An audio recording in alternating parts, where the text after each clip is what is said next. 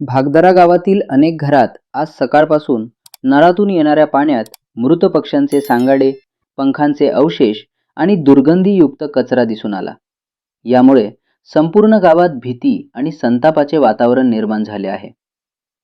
ग्रामस्थांच्या आरोपानुसार पाण्याच्या टाकीची स्वच्छता अनेक महिन्यांपासून झालेली नाही. यामध्ये पक्षी किंवा इतर प्राणी पडल्याची शक्यता वर्तवली जात आहे.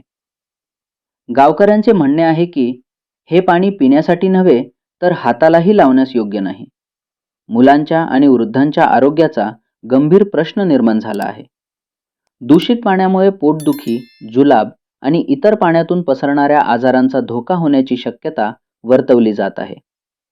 दोषींवर तातडीने कारवाई करावी, पाण्याच्या टाकीचे नियमित स्वच्छतेचे वेळापत्रक जाहीर करावे आणि सुरक्षित पाणीपुरवठा सुरू होईपर्यंत पर्यायी पाणी उपलब्ध करून द्यावे, अशी गावकऱ्यांची ठाम भूमिका आहे. भागदरा गावातील हा प्रकार प्रशासनाच्या निष्काळजीपणाचा गंभीर नमुना आहे. या प्रकरणाचा पुढील निकाल काय लागणार, जबाबदार कोण, हे पाहणे आता महत्त्वाचे ठरणार आहे. कसं कसं चालतं पाणी? पाणी एकदम म्हणजे ते पक्क येत आहे आपल्याकडे. समजून घ्या आमच्या वरच्या याच्यात आणि पाईप खोलला तर सगळ्या बायानं पाहिले, आमनं पाहिले. पाणी आम्हाला एकदम स्वच्छ पाहिजे.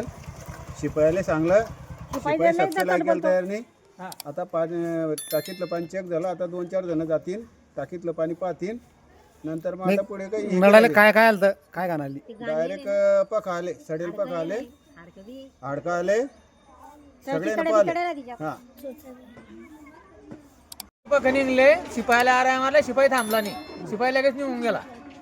त्याला सांगलं तर समजून जातो, म्हणतो आता टाकी आता दुसरी म्हणतो काल दिस टाकी घेऊन लगेच पकायती का तिच्यामध्ये.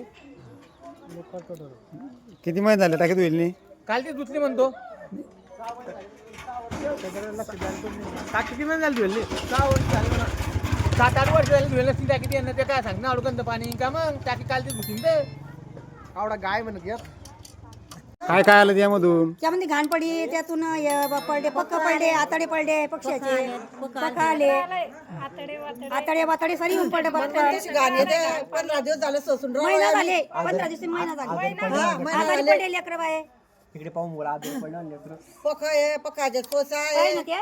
आतडे ते गांधा खवा, त्याचा गांधा खवा आणणार होते. गांधा ते घाण. खवा न्यूज 2 महिना झाले चालू येते. महिना झाले बरोबर चालू आहे. नंतर बांधवायला चालू आहे. शिपायला सांगा, शिपाई काही शिपाई ध्यान देतो, शिपाई ध्यान देत नाही. 2-3 लेकरं सिरियस म्हणा ऍडमिट केले म्हणा.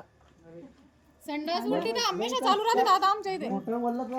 संडाशी लागतं नेहमी, सर्दी होते, लेकरं नेहमी आजारी पडत राहा, डायरिया उतरतो घाण पाण्यामुळे.